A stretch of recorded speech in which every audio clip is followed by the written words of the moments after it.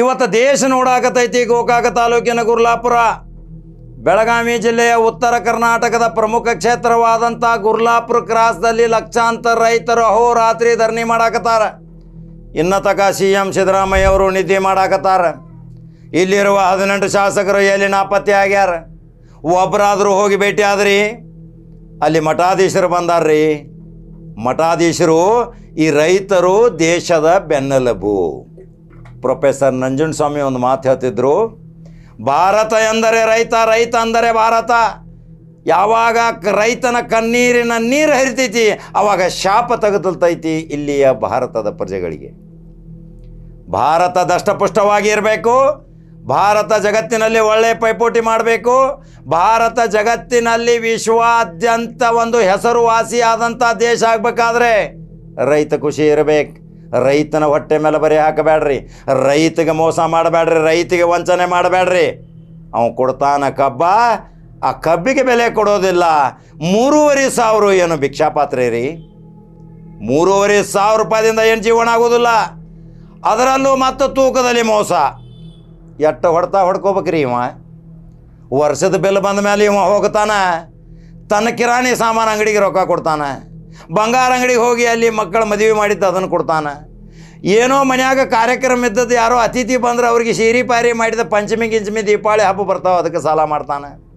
ಬಂದಂಥ ಬಿಲ್ಲನ್ನು ಹೋಗಿ ಅಲ್ಲಿ ತುಂಬಿ ಮತ್ತು ಮುಂದಿನ ವರ್ಷ ಸಾಲಗಾರಾಗಿ ಇರುವ 5 ಎಕರೆದಿಂದ 5 ಎಕರೆಗೆ ಬದುಕ್ತಾನೆ. ಇವನೆಂಥ ರೈತ? ಈ ರೈತನಿಗೆ ಯಾಕೆ ಇಂಥ ಪರಿಸ್ಥಿತಿ ಬಂದೈತಿ? ನೀವು 1000 ಕೋಟಿ ಒಡೆಯರಾಗತ್ತೀರಿ. ಅದು ಹೆಂಗೆ ಕೇಳ್ರಿ. ಭಾಳ ಕುತೂಹಲ ಸುದ್ದಿ ಐತಿ. ಇವತ್ತು ದೇಶ ನೋಡಾಕತ್ತೈತಿ ಗುರ್ಲಾಪುರ್. ಲಕ್ಷಾಂತರ ಇವತ್ತು ರೈತರಲ್ಲಿ ಟ್ರಾವೆಲ್ ಹಾರ್ಸಾಕತ್ತಾರ. ಆ ಹಸಿರು ಟ್ರಾವೆಲ್ ಹಾರಿಸೋದು ನೋಡಿದ್ರೆ ಅಲ್ಲಿ ಏನೋ ಬೆಳೆಗತೆ ಕಾಣಾಕತ್ತೈತಿ. ಅಂಥ ಒಂದು ರೈತ ಸಂಗ್ರಾಮದ ಹೋರಾಟ ಕಹಳೆ ಮುಗಿಲು ಮುಟ್ಟೈತಿ. ಆಕ್ರೋಶ ಭರಿತವಾಗೈತಿ. ಇದರಿಂದ ಸರ್ಕಾರಕ್ಕೆ ಶಾಪ ಐತಿ. ಅದಕ್ಕೆ ಸರ್ಕಾರ ತಕ್ಷಣದ ಆವಿಷ ಬರ್ಬೇಕಲ್ರಿ. ದೈನಂದಿನವಾಗಿ ಊಟಕ್ಕಾಗಿ ನೋಡ್ರಿ ರೈತರಲ್ಲಿ ರೈತರೇ 40 ಕ್ವಿಂಟಲ್ ಅಕ್ಕಿ ಕೊಡಾಕತ್ತಾರ. ಅಲ್ಲಿ ಯಾವ ಉದ್ಯೋಗಪತಿ ಕೊಡಾಕತ್ತಿಲ್ಲ. ಯಾವುದೋ ನಂಬರ್ ದಂಧೆ ವಂಚನೆ ಮಾಡವ, ಮೋಸ ಮಾಡವ ಕೊಡಾಕತ್ತಿಲ್ಲ. ರೈತಾಪಿ ಜನರು ಸ್ವಯಂ ಪ್ರೇರಿತವಾಗಿ ಮನೆಯಿಂದ ನಮ್ಮ ಮಕ್ಕಳು ಬೀದಿಯಾಗ ಕೂತಾರ, ಸ್ಟ್ರೈಕ್ ಮಾಡಾಕತ್ತಾರ, ಸರ್ಕಾರದ ಒಂದು ಪ್ರಭಾವ ತರಾಕತ್ತಾರ. ನಮ್ಮ ಬೆಳೆಗೆ ಬೆಲೆ ಕೇಳೋ ಸಲುವಾಗಿ ಬೀದಿಗೆ ಬಂದಾರ. ಮನೆಯಿಂದ 4 ರೊಟ್ಟಿ 2 ಕಿಲೋ ಅನ್ನ ಕೊಡಾಕತ್ತಾರ. ಎಂಥ ಪರಿಸ್ಥಿತಿ ರೀ ರೈತರದು. ರೈತರ ಶಾಪ ತಗೊಳಕ್ಕೆ ಹೋಗಬೇಡ್ರಿ. ಒಂದು ರೈತಂದ ಶಾಪ ತಗೋಬೇಡ್ರಿ, ಒಂದು ಸೈನಿಕದ ಶಾಪ ತಗೋಬೇಡ್ರಿ. ದೇಶ ರಕ್ಷಣೆ ಮಾಡ್ತಾನ ಸೈನಿಕ, ಅನ್ನ ಹಾಕ್ತಾನ ಅನ್ನದಾತ ರೈತ ಅಂತೀರಿ ಕೇವಲ ಭಾಷಣದಾಗ.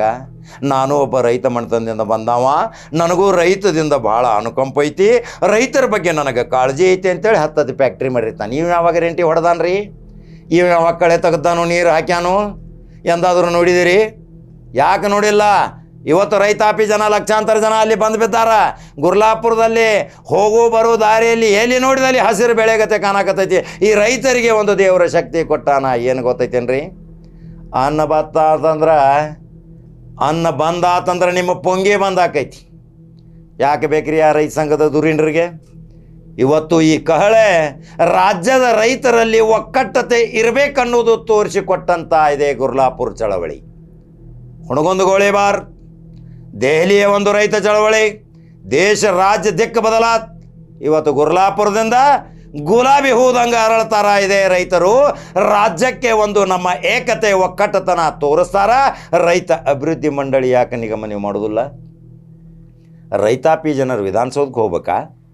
ಎಲ್ಲಿಯವರೆಗೆ ರೈತರು ವಿಧಾನಸೌಧದಾಗ ಶಾಸಕರಾಗೋದಿಲ್ಲ ಅಲ್ಲಿಯವರೆಗೆ ಈ ಫ್ಯಾಕ್ಟ್ರಿ ಮಾಲಕರದ ದರ್ಬಾರ್ ನಡೆಯುದ್ರಿ. ಇದನ್ನು ಮತ್ತೆ ತಲೆಯಾಗಿಟ್ಕೋರಿ. ಎಷ್ಟು ಫ್ಯಾಕ್ಟ್ರಿಗಳು ಕಟ್ಟಾಕತ್ತೀರಿ? ದೈನಂದಿನವಾಗಿ ನಿಮ್ಮ ಎಲ್ಲ ಕ್ರಷಿಂಗ್ಗಳು ಹೆಚ್ಚಾಗತ್ತಾವ. ದೈನಂದಿನವಾಗಿ ನಿಮ್ಮ ಉಡುಗೆ ತೊಡುಗೆಗಳು ಬದಲಾಗತ್ತಾವ. ದೈನಂದಿನವಾಗಿ ನಿಮ್ಮ ಆಸ್ತಿ ಪಾಸ್ತಿ ಖರೀದಿ ಮಾಡಿ ದ್ವಿಗುಣಗೊಳ್ಳಾಕತ್ತಾವ. ಆದರೆ ರೈತ ಕಾಲಾಗ ಚಪ್ಪಲಿಲ್ಲ, ರಾತ್ರಿ ನೀರು ಹಾಸಾಕ ಹೋದಾಗ ಹಾವು ಕಡ್ದ್ರೆ ಇನ್ಶೂರೆನ್ಸ್ ಇಲ್ಲ. ಸತ್ತ ಮ್ಯಾಲ ಅವನ ರೈತಿಗೆ ಏನು ಪರಿಹಾರ ಕೊಡ್ತೀರಿ? ರೈತನಿಗೆ ಯಾಕ್ರಿ ಈ ಗೋಳು ಕಷ್ಟಕರ ಪರಿಸ್ಥಿತಿ? ಇವತ್ತು ರಾಜ್ಯಾದ್ಯಂತ ಅನೇಕ ಸಂಘಟನೆ ಅದಾವ್ರದೇ ರೀ. ಇವತ್ತು ಆಟೋ ರಿಕ್ಷಾ ಹಿಡ್ಕೊಂಡು ಉದ್ಯಮಿದಾರರ ಸಂಘಟನೆಗಳು ಸಹಿತ ಅದಾವ. ತಮಗೇನಾದರೂ ಒಂದು GST ಏನಾದರೂ ಹೊರೆ ಬತ್ತಂದ್ರೆ ಬೀದಿಗೆ ಬರ್ತೀರಿ. ಆದರೆ ಇವತ್ತು ಅದೇ ರೈತ ನಿಮಗೆ ಒಂದು ತುತ್ತು ಅನ್ನ ಹಾಕುವ ರೈತನ ಸಲುವಾಗಿ ಬಂದಿದ್ದೀರಿ. ಹೋಗ್ರಿ ಉದ್ಯೋಗಪತಿಗಳೇ, ಉದ್ಯೋಗದಾತರೇ, ನಿಮ್ಮಲ್ಲಿ ಸಾವಿರಾರು ಕೋಟಿ ಕೊಳತ ಬಿದ್ದೈತಿ. ನೀವು ಸಾವಿರಾರು ಕೋಟಿ ಕೊಡಕ್ಕೆ ಹೋಗಬೇಡ್ರಿ, ಅವರ ಸಾಂತ್ವನ ಕೇಳಕ್ಕೆ ಹೋಗ್ರಿ. ಆದ್ರೆ ಮಠ ಬಿಟ್ಟು ಮಾತ್ರ ಮಠಾಧೀಶ ಬಂದಾರ, ಈ ಚಳವಳಿಗೆ ಒಂದು ಶಕ್ತಿ ತುಂಬ್ಯಾರ. ಹೆಸರಾಂತ ಮಠಾಧೀಶರು ಬಂದು ಇವತ್ತು ಆ ರೈತರಿಗೆ ಶಕ್ತಿ ಕೊಟ್ಟಾರ, ಆ ರೈತರಿಗೆ ಒಂದು ಸಪೋರ್ಟ್ ಮಾಡ್ಯಾರ. ಆ ರೈತ ಬೀದಿಗೆ ಬರಬಾರ್ದು, ಯಾವಾಗಲೂ ಸರ್ಕಾರ ಬೀದಿಗೆ ಬಂದು ರೈತನ ಮನೆಗೆ ಹೋಗಬೇಕು ಅಂತ ಘೋಷಣೆ ಆಗತೈತಿ. ಕಾಲ ಕೆಟ್ಟಿಲ್ಲ, ರಾಜಕಾರಣಿಗಳ ತಲೆ ಕೆಟ್ಟೈತಿ. ಉದ್ಯೋಗಪತಿ ಫ್ಯಾಕ್ಟ್ರಿದಾರರೇ, ನಿಮ್ಮ ತಲೆ ಸರಿ ಇಲ್ಲ ಅಂದರೆ ತಕ್ಷಣ ಹೋಗಿ ಅಲ್ಲಿ ಅವಹಾಲ ಸ್ವೀಕಾರ ಮಾಡ್ರಿ. 4,000 ರೂಪಾಯಿ ಘೋಷಣೆ ಮಾಡ್ರಿ. ಅವರು 3,500 ಕೇಳಾಕತ್ತಾರ. ಜೀವನ ಪರ್ಯಂತ ನಿಮ್ಮನ್ನು ನೆನೆಸ್ತಾರ. 1-2 ತುತ್ತು ಹೆಚ್ಚು ನಿಮಗೆ ತುತ್ತು ಹಾಕ್ತಾರ. ಎಂದಾದರೂ ರೈತಾಪಿ ಹಳ್ಳಿ ಮನೆಗೆ ಹೋಗ್ರಿ, ಬರ್ರಿ ಅಂತ ಕರೀತಾರ. ತೆಮಿಗೆ ನೀರು ಕೊಟ್ಟು ನಮ್ಮನ್ನು ಕಾಲ ತೊಳೆದು ಒಳಗೆ ತಗೋತಾರ, ಅನ್ನದಾಸೋಹ ಮಾಡ್ತಾರ ರೈತರ. ಉದ್ಯೋಗಪತಿಗಳ ಮನೆಗೆ ಹೋಗ್ರಿ, ಉದ್ಯೋಗಪತಿಗಳ ಅಂಗಡಿಗೆ ಹೋಗ್ರಿ. ಚಹಾ ಹೇಳಂತಾನೆ 4 ತಾಸು ಆದ್ರೆ ಚಹಾ ಬರೋದಿಲ್ಲ. ಆದರೆ ಇವ್ನು ನುಚ್ಚು ಮಾಡಿದ್ದಂದ್ರೂ ಸಹಿತ ಬಿಸಿ ಬಿಸಿ ಹುಗ್ಗಿ ತಿನ್ನಿಸ್ತಾನ. ಇವನೆಂತ ರೈತ, ಅನ್ನ ಹಾಕುವ ರೈತ. ಮತ್ತೊಂದು ಭಾಳ ವಿಶೇಷ ಕುತೂಹಲ ಸುದ್ದಿ ಹೇಳ್ತಾನೆ ಕೇಳ್ರಿ.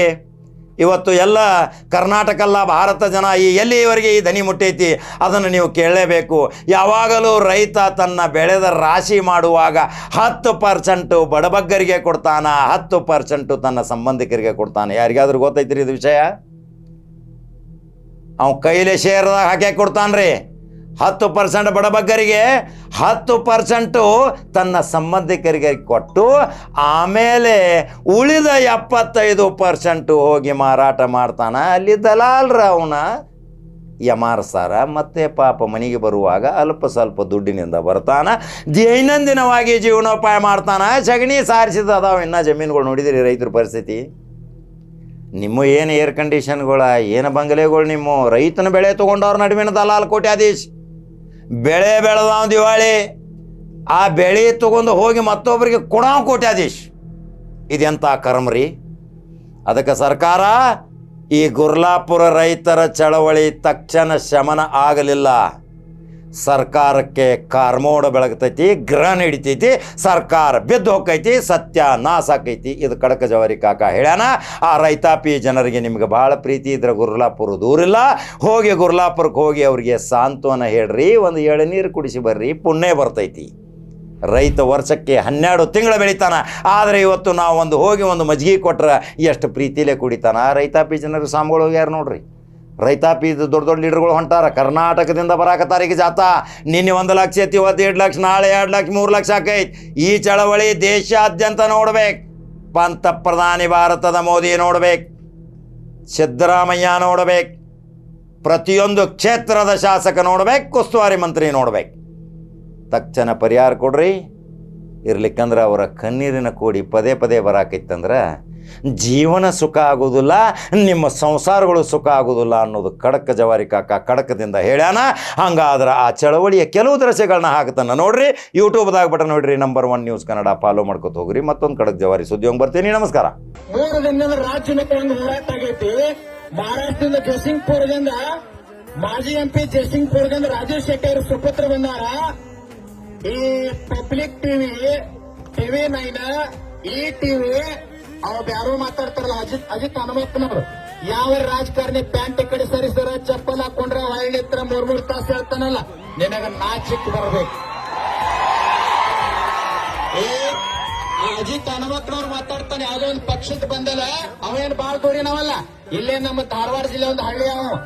ನೀ ಮನುಷ್ಯ ಆಗಿತ್ತಂದ್ರೆ, ಅನ್ನ ತಿಂತಿದ್ದಂದ್ರೆ ಇವತ್ತಲ್ಲಿ ಹೋಗೋ ತಗೊಂಡಿಲ್ಲಿ ಬಾ, ರೈತರು ತೋರ್ಸ. ಎಲ್ಲೋ ಪಾಕಿಸ್ತಾನ ಯುದ್ಧ ಆದ್ರೆ ಗುಂಡ್ ಹಾಕತ್ರ ಅಲ್ಲಿ ಹೋಗ್ತೀರಿ. ಟಿವಿ 9, ಪಬ್ಲಿಕ್ ಟಿವಿ ಯಾರೋ ದೊಡ್ಡ ದೊಡ್ಡ ಟಿವಿ ಯಾರೋದಿರಲ್ಲ. ನಾವು ರೈತರು 10 ರೂಪಾಯಿ ನಿಮಗ್ ಕೊಡಂಗಿಲ್ಲ.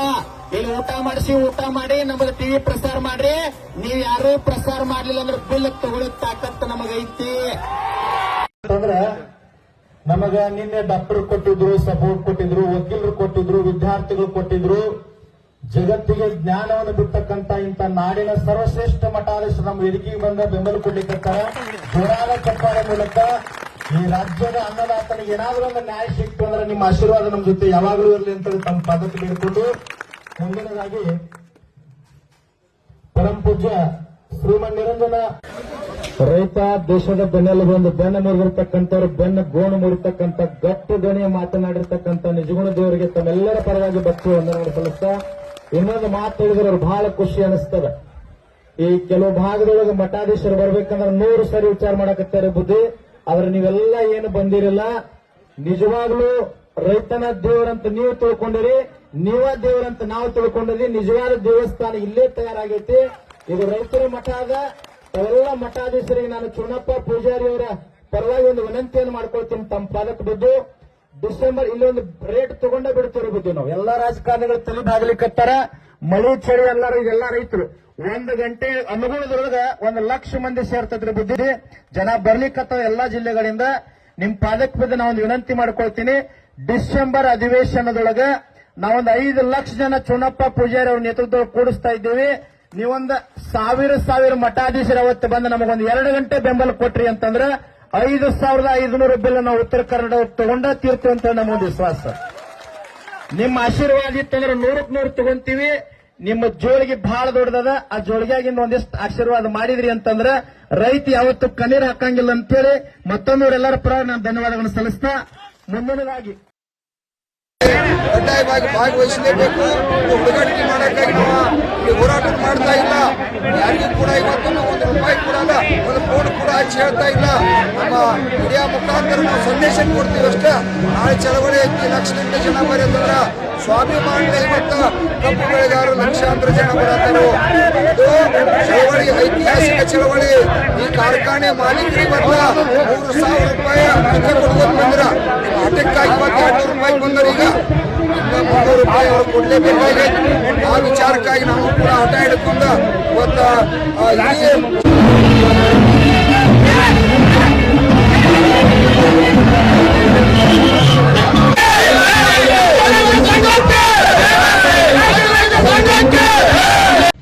ಆದ್ರೆ ಪರಿಹಾರ ಹುಡುಕೋ ಜವಾಬ್ದಾರಿನೂ ನಮ್ದೇ ಅಲ್ವಾ?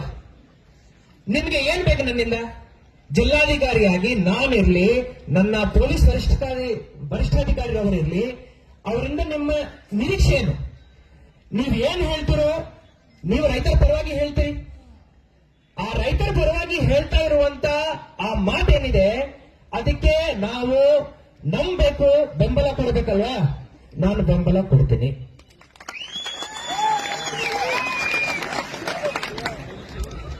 ಕಾರ್ಖಾನೆ ಒಳಗಡೆ ಗುರುಜಿರವರು ಹೇಳಿದ್ದಾರೆ. ಕಾರ್ಖಾನೆ ಒಳಗಡೆ ಗುರುಜಿರವರು ನನಗೆ ಹಿಂದಿನ ಮೀಟಿಂಗ್ ಅಲ್ಲಿ ಹೇಳಿದ್ದಾರೆ. ಚುನ್ನಪ್ಪರವರು ವೇದಿಕೆ ಮೇಲೆ ಪ್ರಸ್ತಾಪ ಮಾಡಿದ್ದಾರೆ. ರಿಕವರಿನಲ್ಲಿ ಭಯಂಕರ ಮೋಸ ಆಗುತ್ತೆ ಅಂತ ಹೇಳಿದ್ರು. ನೀವು ಹೆಂಗ್ ಹೇಳ್ತೀರೋ ಅದರ ಪರಿಹಾರ ಹಂಗ್ ಕೊಡ್ತೀನಿ. ನೀವು ನಮ್ಮ ಅಧಿಕಾರಿ ಅವರು ಪ್ರತಿ ಟ್ರಕ್ ರಿಕವರಿ ಮಾಡೋ ಟೈಮಲ್ಲಿ ನನ್ನ ಅಧಿಕಾರಿ ಅಲ್ಲಿ ಇರಬೇಕಾ, CCTV ಹಾಕಬೇಕಾ, ಆ ಮಾಹಿತಿ ನಿಮ್ಗೆ ಕೊಡಬೇಕಾ? ನೀವು ಹೆಂಗ್ ಹೇಳ್ತೀರೋ ಹಂಗ್ ಮಾಡ್ತೀವಿ. ನಿಮ್ಮ ಚುನ್ನಪ್ಪರವರು ರೈತ ಮುಖಂಡರಲ್ಲ, ಅವರು ಕಂಪ್ಯೂಟರ್ ಸಾಫ್ಟ್ವೇರ್ ಇಂಜಿನಿಯರ್.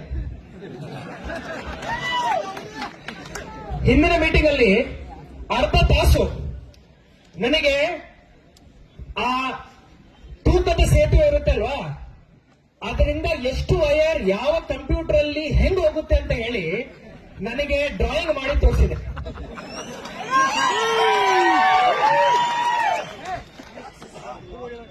ರೈತರ ಪರವಾಗಿ ಅಷ್ಟು ಕಾಳಜಿ ಇಟ್ಕೊಂಡು ಇನ್ನೂ ಕಂಪ್ಯೂಟರ್ ಬಗ್ಗೆ ಓದ್ತಾ ಇದಾರಲ್ವಾ, ಅವರಿಗೆ ಶ್ಲಾಘನೆ ಹೇಳಬೇಕು.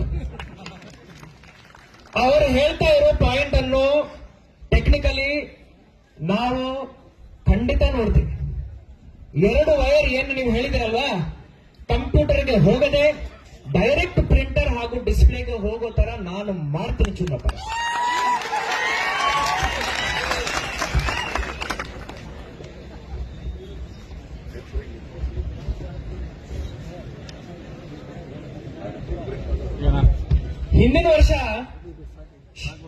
ಹಿಂದಿನ ವರ್ಷ ಚುನ್ನಪ್ಪರವರು ಎಲ್ಲ ತೂಕ ಸೇತುವೆಗಳಲ್ಲಿ ಡಿಜಿಟಲೀಕರಣ ಆಗ್ಬೇಕಂತ ಹೇಳಿದ್ರು. ನಾನು ಅವಾಗ ಚಿನ್ನಪ್ಪರವರಿಗೆ ಹೇಳಿದ್ದೀನಿ, ಗುರುಜಿರವ್ರು ನೀವು ಇದ್ರ ಅವಾಗ ಹೆಂಗ್ ಮಾಡ್ಲಿಕ್ಕೆ ಸಾಧ್ಯ ರೀ? ಅಷ್ಟೆಲ್ಲ ಬ್ರಿಡ್ಜ್ಗಳಿರ್ತಾವೆ, ಪ್ರತಿಯೊಂದು ಫ್ಯಾಕ್ಟರಿ ಎದುರುಗಡೆ ಬ್ರಿಡ್ಜ್ ಇರ್ತಾವೆ, ಹೆಂಗ್ ಮಾಡೋದಂತ. ಅವರು ಚಿನ್ನಪ್ಪರವರು ನನಗೆ ಹೇಳಿದ್ರು, ಸರ್ ನೀವು ಮನಸ್ಸು ಮಾಡಿ ಆ ಡಿಪಾರ್ಟ್ಮೆಂಟ್ ಅವರನ್ನು ಕರೆಸಿ ಅವರಿಂದ ಈ ಕೆಲಸ ಮಾಡಿಸ್ರಿ ಅಂತ ಹೇಳಿದ್ರು. 1 ವರ್ಷ ನಂತರ ಬಹಳ ಹೆಮ್ಮೆಯಿಂದ ಹೇಳ್ತಾ ಇದ್ದೀನಿ, ನೀವು ಹೇಳಿರೋ ಮಾತು ಈಗ ಸತ್ಯ ಆಗಿದೆ. ಪ್ರತಿ ಒಂದು ತೂಕದ ಸೇತುವೆನಲ್ಲಿ ಡಿಜಿಟಲೀಕರಣ ಆಗಿದೆ. ಈಗ ಚುನ್ನಪ್ಪರವರು ಮತ್ತೆ ಕಂಪ್ಯೂಟರ್ ಇಂಜಿನಿಯರ್ ಅಲ್ವಾ, ಅವರೇನು ಹೇಳ್ತಾ ಇದಾರೆ ಅಂದ್ರೆ, ಈ ಡಿಜಿಟಲೀಕರಣ ಮಾಡ್ತಾರಲ್ವಾ, ಇದರಲ್ಲಿ ಟ್ಯಾಂಪರ್ ಮಾಡ್ತಾರೆ. ನಾನು ಇಂಜಿನಿಯರ್, ಆದ್ರೆ ಚುನ್ನಪ್ಪ ಅವರನ್ನು ಕೇಳಿದ್ದೆ ನಾನು, ಹೆಂಗ್ ಟ್ಯಾಂಪರ್ ಮಾಡ್ತೀರಿ ಅಂತ ಕೇಳಿದೆ. ಆವಾಗ ಬಹಳ ಟೆಕ್ನಿಕಲಿ ಏನೋ ಎಕ್ಸ್ಪ್ಲೇನ್ ಮಾಡಿದ್ರು. ಹಂಗ ಒಂದು ವೈರ್ ಇರುತ್ತೆ, ಅದನ್ನ ಹಿಂಗ್ ತೆಗಿಬೇಕು, ಮತ್ತೆ ಹಂಗ್ ಕಟ್ ಮಾಡಬೇಕು, ಅದರಲ್ಲಿ ಹಿಂಗ್ ಅದನ್ನು ಸೇರಿಸಬೇಕು. ನನಗೆ ಬರೀ ಹಿಂಗ ಅರ್ಥ ಆಯ್ತು ಅಷ್ಟೇ. ತೀರಾ ಹೋಗಿ ಏನ್ ಮಾಡ್ಲಿಕ್ಕೆ ಸಾಧ್ಯ ಅಂತ ನಾನು ಕೇಳಿದ್ದೆ. ಚುನ್ನಪ್ಪರವರು ಹೇಳಿದ್ರು, ಇವತ್ತನೇ ನೀವು ಒಂದು ಆದೇಶ ಹೊರಡಿಸಬೇಕು. ಪ್ರತಿ ತೂಕದ ಸೇತುವೆ ಕಡೆ ಇರೋ ಆ ಡಿಜಿಟಲ್ ಮೀಟರ್ ನಿಗಾ ಮಾಡಲಿಕ್ಕೆ, ಅದರ ಮೇಲೆ ನಿಗಾ ಇರಿಸಲಿಕ್ಕೆ ನಿಮ್ಮ ಅಧಿಕಾರಿ ಅಂದ್ರೆ ಜಿಲ್ಲಾಡಳಿತದಿಂದ ಒಬ್ಬ ಅಧಿಕಾರಿ ಇರ್ಬೇಕು, ಪೊಲೀಸ್ ಅಧಿಕಾರಿ ಒಬ್ಬರು ಇರ್ಬೇಕು, ಜೊತೆಯಲ್ಲಿ ರೈತ ಸಂಘಟನೆಯಿಂದ ಒಬ್ಬ ಮುಖಂಡರು ಇರ್ಬೇಕಂತ ಹೇಳಿದ್ರು. ಇಲ್ಲಿ ಮಠ ನಾವು ಆ ರೀತಿಯ ಆದೇಶವನ್ನು ಹೊರಡಿಸಲಿಲ್ಲ. ಚೆನ್ನಪ್ಪರವರೇ, ನೀವು ಹೇಳಿದ ನಂತರ 2 ತಾಸಲ್ಲಿ ಆದೇಶ ಮಾಡಿದ್ವಿ. ಇಷ್ಟೆಲ್ಲ ಕೆಲಸ ನಾವು ಮಾಡ್ತಾ ಇರುವಾಗ ನನಗೆ ಆಕ್ಚುಲಿ ಆರಾಮ್ ಇರ್ಲಿಲ್ಲ ಗುರುಜಿ. ಇಲ್ಲ ಅಂದ್ರೆ ಈ ಸಮಸ್ಯೆ ಇಲ್ಲಿ ತನಕ ಬರ್ತಾ ಇರ್ಲಿಲ್ಲ. ನಾವೆಲ್ಲರೂ ಎಲ್ಲೆಲ್ಲಿ ಕುತ್ಕೋಬೇಕು ಅಲ್ಲೇ ಕುತ್ಕೊಂಡು ಮುಕ್ತಾಯ ಮಾಡ್ತಾ ಇದ್ದೀವಿ. ನನ್ನ ಮೇಲೆ ಪ್ರೀತಿ ನಂಬಿಕೆ ಇಟ್ಕೊಳ್ಳಿ. ನಿಮ್ಮ ಎಲ್ಲ ಮುಖಂಡರ ಜೊತೆ ನಾನು ಜವಾಬ್ದಾರಿ ತಗೊಂಡು ನಾನು ಮಾತುಕತೆಯನ್ನು ನಡೆಸ್ತೇನೆ. ಚುನ್ನಪ್ಪರವರು, ಮಿಸ್ಟರ್ ಚುನ್ನಪ್ಪಜಿ, ಯಾವಾಗ ಎಲ್ಲಿ ಯಾವ ಪರಿಸ್ಥಿತಿನಲ್ಲಿ ನಾನು ಬರ್ಬೇಕಂತ ನೀವು ಹೇಳ್ರಿ, ನಾನು ಬರ್ತೇನೆ. ನೀವು ಯಾರ ಜೊತೆ ಏನ್ ಮಾತಾಡ್ಬೇಕಂತ ಹೇಳಿ. ನಿಮ್ಮ ಪದಗಳೇನಿದಾವೆ ನನ್ನ ಬಾಯಿಂದ ನಾನು ಮಾತಾಡ್ತೀನಿ. ಆದರೆ ರೈತರು ಬೀದಿ ಮೇಲೆ ಇರಬಾರ್ದು, ಅಷ್ಟೇ ನನ್ನ ಬೇಡಿಕೆ. ಒಂದ್ಸತಿ ಚುನ್ನಪ್ಪರವರು ನಾನು ಹೆಸ್ಕಾಂ ಎಂ ಡಿ ಇದ್ದಾಗ ಒಂದ್ ದೊಡ್ಡ ಹೋರಾಟ, ಕೇಳ್ರಿ ಬಹಳ ಇಂಪಾರ್ಟೆಂಟ್ ಇದೆ. 10,000 ಜನರನ್ನು ನನ್ನ ಹೆಸ್ಕಾಂ ಆಫೀಸ್ ಎದುರುಗಡೆ ಸೇರಿಸಿದ್ರು. ಜೊತೆನಲ್ಲಿ ದೊಡ್ಡ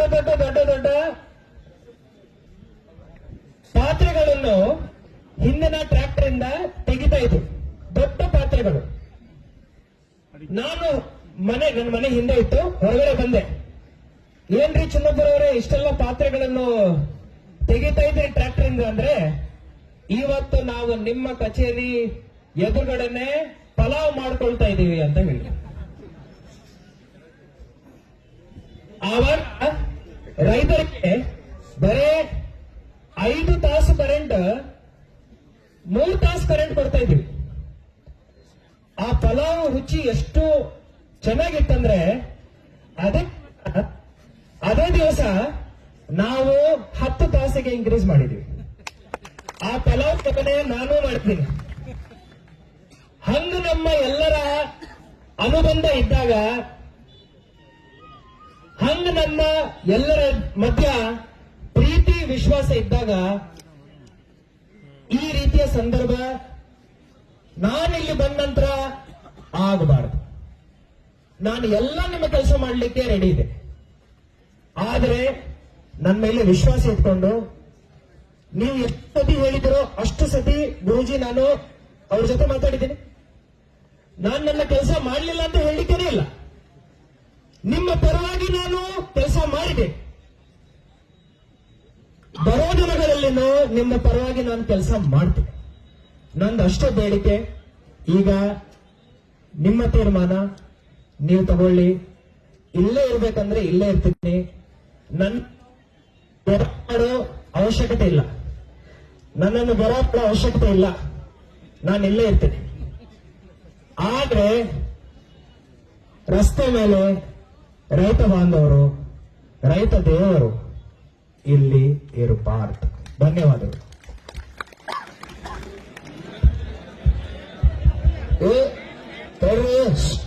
ಕಬ್ಬು ಬೆಳೆಗಾರರ ಹೋರಾಟಕ್ಕೆ ಈಗ ಜಿಲ್ಲಾಧಿಕಾರಿ ಅವರು ಏನ್ ಹೇಳ್ತಾರಪ್ಪ ಅಂತಂದ್ರೆ ಎಲ್ಲ ಕೇಳಿಲ್ಲ.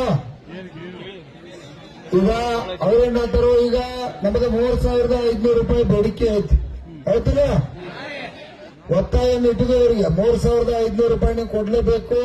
ಈಗಾಗಲೇ ಮಹಾರಾಷ್ಟ್ರದವ್ರು ನಮಗೆ ಇಲ್ಲೇ ಬಂದು 3,400 ಕಬ್ಬು ಹೇಳ್ತಾರೋ 500 ಕಬ್ಬು ಹೇಳ್ತಾರೋ ಅನ್ನೋದು ಕೂಡ ಅವ್ರಿಗೆ ಮನವರಿಕೆ ಕೂಡ ಅದನ್ನ ಅವ್ರಿಗೂ ಹೇಳಿದೀವಿ. ರಾಜ್ಯದ ಮುಖ್ಯಮಂತ್ರಿ ಕೂಡ ಕಿವ್ಯಾಗ 10 ಸಲ ಹೇಳಿದೀನಿ, ಅದನ್ನ ಅಲ್ಲಿ ಹೇಳಿದ್ವಿ. ಅವ್ರೇನ್ ಹೇಳ್ತಾರೋ, ನೀವೇನು ಹೋರಾಟ ಮಾಡಿರಿ ಗುರ್ಲಾಪುರ ಮತ್ತು ಎಲ್ಲ ಕೂಡ ಸೈದಾಪುರ ಇನ್ನಿಂದ ತಿಂಗಳಾನಿಂದ ಹೋರಾಟ ಮಾಡಿದ್ರಿ. ನಾನು ಅದನ್ನ ಬದಲು ನಿರಂತರವಾಗಿ ಪ್ರಯತ್ನ ಮಾಡಿ ಅವರು ಮೊದಲ 50 ಇತ್ತು, ಆಮೇಲೆ 50 ಇತ್ತು, ಆಮೇಲೆ ಇದನ್ನೆಲ್ಲ ಗುದ್ದಾಡಿ ಸರಾಸರಿ 3,200 ರೂಪಾಯಿಗೆ ನಾನು ಇಲ್ಲಿ ತಂದಿಟ್ಟನು. ನಿಮ್ಮೆಲ್ಲರ ಕೇಳ್ರಿ, ಪೂರ್ತಿ ಕೇಳ್ರಿ. ನಿಮ್ಮೆಲ್ಲ ಹೋರಾಟ ಅಂದ್ರೆ 3,200 ರೂಪಾಯಿ ತಂದಿಟ್ಟೈತಿ. ಇಲ್ಲಿಗೂ ಕೂಡ ನಿಮಗೆ ಹೆಚ್ಚಿಗೆ ನಾವು ಕೊಡಿಸ್ಬೇಕಪ್ಪ ಅಂದ್ರ ನಾನು ನಿಮ್ಮೆಲ್ಲದಕ್ಕೂ ರೆಡಿ ಅದನ್ನು. ನಾನು ಕೂಡ ಇಲ್ಲಿ ವೇದಿಕೆ ಮೇಲೆ ಕೊಡಬೇಕು ಅಂತನು. ಆದ್ರೂ ಕೂಡ ರೈತರ ಇವತ್ ನಾವು ಬೀದಿ ಒಳಗೆ ಬೇಡ ಅನ್ನುವಂತ ವಿಚಾರನ ಹೇಳತ್ತಾರ. ಆದ್ರೂ ಕೂಡ ಸರ್ ದಯವಿಟ್ಟು ತಮ್ಮಲ್ಲಿ ವಿನಂತಿ, ತಾವಂತೂ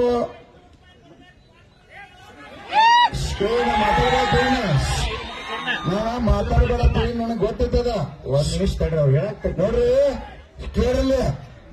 7-8 ವರ್ಷದಿಂದ ನಾವು ಏನು ಕೂಡ ಇಂಪ್ರೂವ್ಮೆಂಟ್ ಏನೇನ ನಾವು ಮುಗಿಸಿದನ ಮುಗಿದೈತಿ.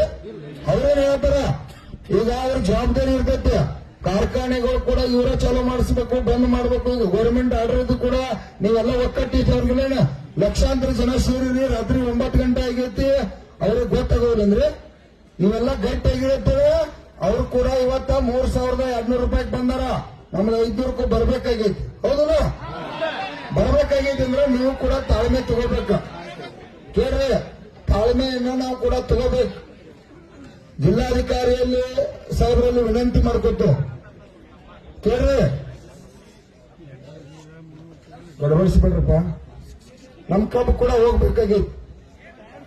ಕಬ್ಬು ಕೂಡ ಕಾರ್ಖಾನೆ ಚಾಲು ಆಗ್ಬೇಕಾಗೈತಿ, ಬೆಲೆನೂ ನಿಗದಿ ಆಗ್ಬೇಕಾಗೈತಿ. ಎರಡು ಕೂಡ ಪಾತ್ರ ಅದಾವ ಇಲ್ಲೋ? ಯಾಕಂದ್ರೆ ಇನ್ನೊಂದ 8 ದಿನ ಹೋತಪ್ಪ ಅಂದ್ರ ಮತ್ ನೀವ ಚಾಲು ಮಾಡಿರತ್ರಿ, ಹೋರಾಟ ಮಾಡುವಂತ ಸಂದರ್ಭ ಆಗಬಾರ್ದು.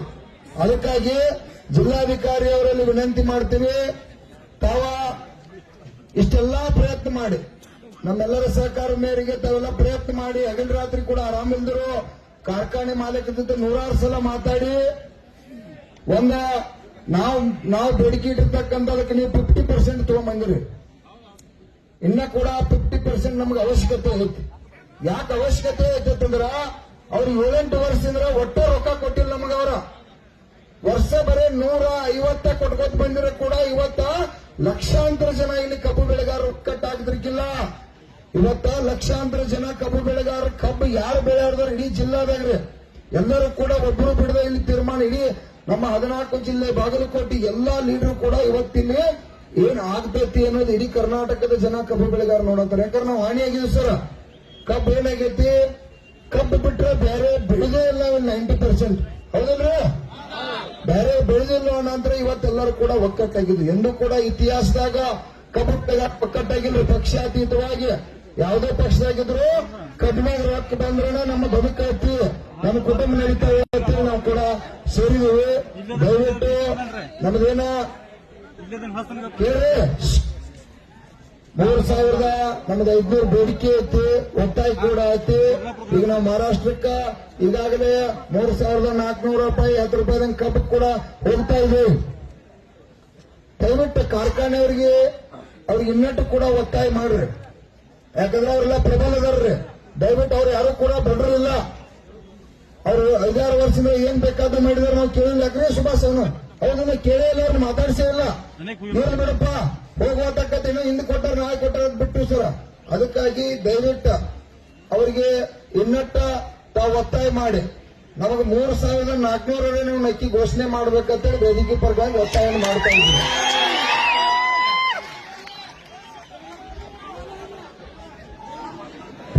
ಸ್ವಲ್ಪ ತಡಿತಮ್ಮ.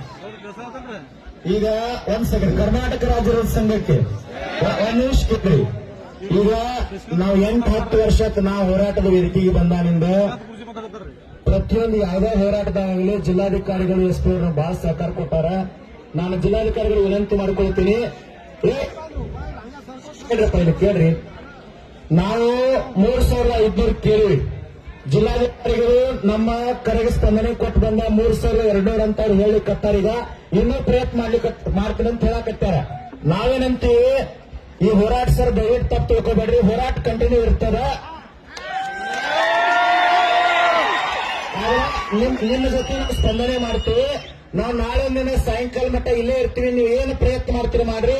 ನಾವು 5 ಕೇಳಿವಲ್ಲ, ಇದೇ ಸಾರ್ವಜನಿಕ ಸಭೆ ನಾವು ಒಂದ್ ಸ್ವಲ್ಪ ಕೆಳಗೆ ಇರ್ತೀವಿ. ಅವ್ರು ಇನ್ನೂ ಸ್ವಲ್ಪ ಮ್ಯಾಗ ತಗೊಂಬರಿ, ನೋಡಿ ಹೊಂದಾಣಿಕೆ ಮಾಡಿ ಇಲ್ಲೇ ಸಭಾದಾಗ ಮುಗಿಸ್ಬಿಡೋಣ. ಸಾರ್ವಜನಿಕ ನೀವು ಜಿಲ್ಲಾಧಿಕಾರಿಗಳ ಗಟ್ಟಿ ಅದಾರು, ಅವ್ರು ಪ್ರಯತ್ನ ಮಾಡಿದ್ರೆ 100ಕ್ಕೆ 100 ಮುಗಿತದ. ನಾನು ಅಲ್ಲಿ ಕೂಡ ಕಮಿಷನರ್ ಆಫೀಸ್ ಒಳಗೆ ಮಾತಾಡಿವಿ. ನಾವು ಹೋರಾಟ ನಿರಂತರ ಮಾಡ್ತೀವಿ ಸರ್. ಯಾಕಂದ್ರೆ ಬಹಳ ವರ್ಷ ನಂತರ ಒಂದು ಶಕ್ತಿ ತಯಾರಾಗ್ಯದ. ಇದಕ್ಕೊಂದು ಗಟ್ಟಿ ಬೆಲೆ ತಗೋಬೇಕಂತ ನಮ್ಮ ನ್ಯಾಯಯುತವಾದಂತ ಬೇಡಿಕೆ ಐತಿ. ನೀವು ನಾಳೆ ಒಂದಿನ ಸಮಯ ತಗೋರಿ, ನಾವು ನಿರಂತರ ಹೋರಾಟಕ್ಕೆ ನಾಳೆ ಸಾಯಂಕಾಲ ಮಟ್ಟ ಏನು ಪ್ರಯತ್ನ ಮಾಡ್ತೀರಿ ಮಾಡ್ರಿ. ನಾವೊಂದ್ ಸ್ವಲ್ಪ ಕೆಳಗೆ ಬರ್ತೇವೆ, ಒಂದ್ ಸ್ವಲ್ಪ ಮ್ಯಾಗ ಬರ್ಲಿ. ನೋಡಿ ಇಲ್ಲೇ ಗುರ್ಲಾಪುರ ಕ್ರಾಸ್ ಒಳಗೆ ಮುಗಿಸೋಣ ಎಲ್ಲಾರು ಕೂಡ.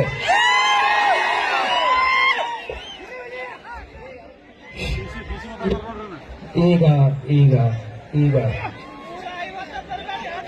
ಯಜಮಾನ್ರಲ್ಲಿ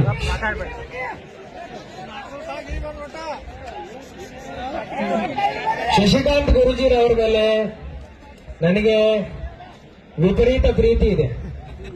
ಏನಿದೆ? ವಿಪರೀತ ಪ್ರೀತಿ ಇದೆ. ಆದರೆ ಇವತ್ತು ರೈತರು ಬೀದಿ ಮೇಲೆ ಇರಬಾರ್ದಂತ ನಿಮಗೆ ಮನವಿ.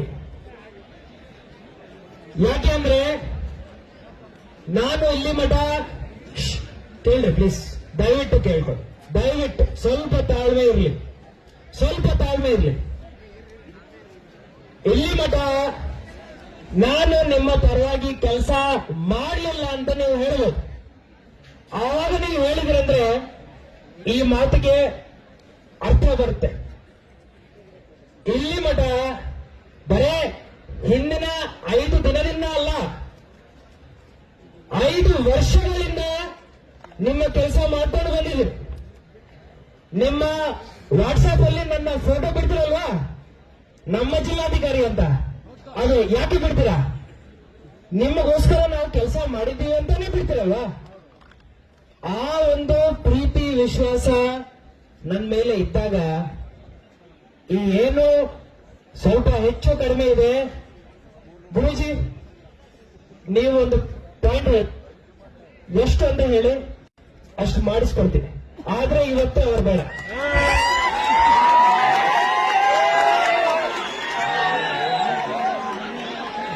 ಸರ್ ಏನ್ ಹೇಳ್ರಿಪ್ಪ, ಇದು ಸರ್ ಇಲ್ಲಿ ಕೇಳ್ತಾರೆ.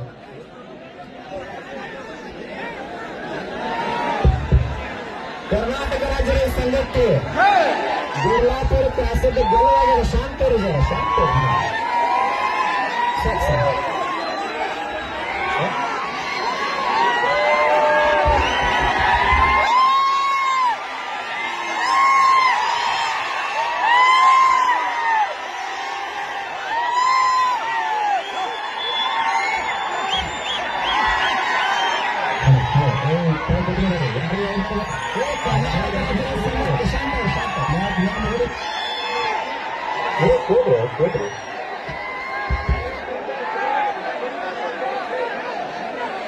ಕರ್ನಾಟಕ ರಾಜ್ಯ ರೈತ ಸಂಘಕ್ಕೆ 2 ನಿಮಿಷ ಶಾಂತ ಇರ್ತೀರಿ, 2 ನಿಮಿಷ ಶಾಂತ ಇರ್ತೀರಿ. ಸರ್ 3,410 ರೂಪಾಯಿ ಮಹಾರಾಷ್ಟ್ರದವ್ರು ಹೇಳಿಕೊಡ್ತಾರ.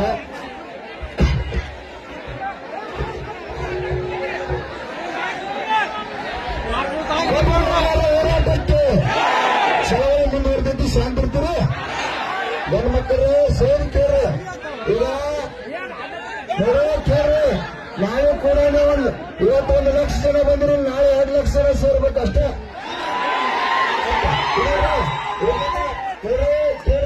ಜಿಲ್ಲಾಧಿಕಾರಿ ಅವರು ಕಾರ್ಖಾನೆ ಮಾಲೀಕರು ನಾವು ವೋಟ್ ಆಗಿ ಚುನಾವಣೆ ಒಳಗೆ ಎಲ್ಲಾ ಕೂಡ ಅಧಿಕಾರನ ಕೊಟ್ಟರು, ಒಬ್ಬರು ಬಂದಿಲ್ಲ. ಆದರೂ ಕೂಡ ಜಿಲ್ಲಾಧಿಕಾರಿ ಅವರ ವೈಯಕ್ತಿಕವಾಗಿ ಪರ್ಸನಲ್ ಕಾಳಜಿ ತಗೊಂಡು ಈ ರೈತ ಕುಟುಂಬಕ್ಕೆ ಒಳ್ಳೇದಾಗಲಿ ಅಂತ ಹೇಳ್ತಾರೆ. ಅವ್ರು ಪ್ರಯತ್ನ ಮಾಡಿದಕ್ಕೆ ಕೂಡ ನಾವು ಅಭಿನಂದನೆಯನ್ನು ಹೇಳ್ಬೇಕಾಗತ್ತೆ. ಈ ಬೆಳೆ ಒಬ್ಬನೇ ಇರಬೇಕು, ನಮ್ಮನ್ನ ಇಚ್ಛೆ. ಯಾಕಂದ್ರೆ ಕಬ್ಬು ನಾವು ಬೆಳೆದು ನಮಗಿಟ್ಟು ಬೇಕು ಕೂತದ್ದು ನಾವು ತಗೋಣ. ಆದ್ರೂ ಅದ ಹುಲಿಯಾಗಿ ಕೆಲಸ ಮಾಡಿರೋ ಇಲ್ಲಿ ಕಾರ್ಖಾನೆ ಮಾಲೀಕರಂದ್ರ ನೀವೇನಾದ್ರು ಅದ್ರ ತಿಳ್ಕೊಕ್ ಹೋಗ್ಬಾರ್ರಿ. ಅವ್ರ ಕೈಯಾಗ ಅಧಿಕಾರ, ರೊಕ್ಕ ಎಲ್ಲ ಕೊಟ್ಟವ್ರೆ ನೀವು ಅದ್ರಿ. ಅವ್ರ ಮನ್ಯಾಗ ಇವತ್ತಿನವರೆಗೆ ನಾವು ಯಾರು ಕೇಳೇ ಇಲ್ಲ. ರಾಜು ಶೆಟ್ಟಿ ಸಾಹೇಬ್ರಂಗ ಒಂದು 4 ಮಂದಿನ ಎಂಪಿಗಳು ಮಾಡಿ MLAಗಳು ಮಾಡಿ ಕಳಿಸಿರ್ತ ಆದ್ರೆ ಅವ್ರು ನಮ್ಮ ಹುಡುಗ ಬಂದ ಬೀಜ ಕೂಡ್ತೀರ. ಇದೆಲ್ಲ ಪೇಟೆಗೆ ಹೋದ್ರ ಅವ್ರ ಪುಣ್ಯಾತ್ಮಗಳು ಅವ್ರಲ್ಲ ಕೇಳ್ರಿ. ಇವತ್ತ ನೀವ್ ಹೆಂಗ ರೈತ ದೇವತೆಗಳು ಗಟ್ಟಿಗಿರಿ, ನಾಳೆ ಕೂಡ 2 ಲಕ್ಷ ಜನ ಸೇರಿರಲಿ. ಅವರ ನಮ್ಮ ಪರವಾಗಿ ಕೆಲಸ ಮಾಡ್ತಾರ. ಯಾರಿಲ್ಲ ನಿಮ್ ಬೆಳೆಯಾಗಿರ್ಬೇಕು. ಇವೇನ್ ಚಳವಳಿಗಿರುವಳಿ ನೋಡು, ನೀವು ನಮ್ ದೇವ್ರುಗಳು ನೀವು ಮನಸ್ಸು ಮಾಡಿದ್ರೆ ನಾ ಏನ್ ಮಾಡ್ಲಿ? ಅಲ್ಪ ನೀವು ಬೇಕಾಗೈತಿ ಗಟ್ಟಿ ಆಗ್ತೀರ, ನಾವನ್ನ ಬಗೆಹರಿಸಕ್ ಬರ್ಬೇಕು. ನೀವೆಲ್ಲ ಹೂ ಅಂದ್ರೆ ಬಗೆಹರಿಸ್ತು. ಈಗ ಜಿಲ್ಲಾ ಕೇಳ್ರಿ, ಈಗ ಇಷ್ಟೇ ಹೇಳ್ತೀನಿ, ಜಿಲ್ಲಾಧಿಕಾರಿ ಅವರು ಕೂಡ ಏನು ಮಾತು ಕೊಡ್ತಾರೋ ಅದ್ರ ಪ್ರಕಾರ ಅವರು ಕೂಡ ಪ್ರಯತ್ನ ಮಾಡ್ತಾರ. ಎಲ್ಲ ಅಧಿಕಾರಿಗಳು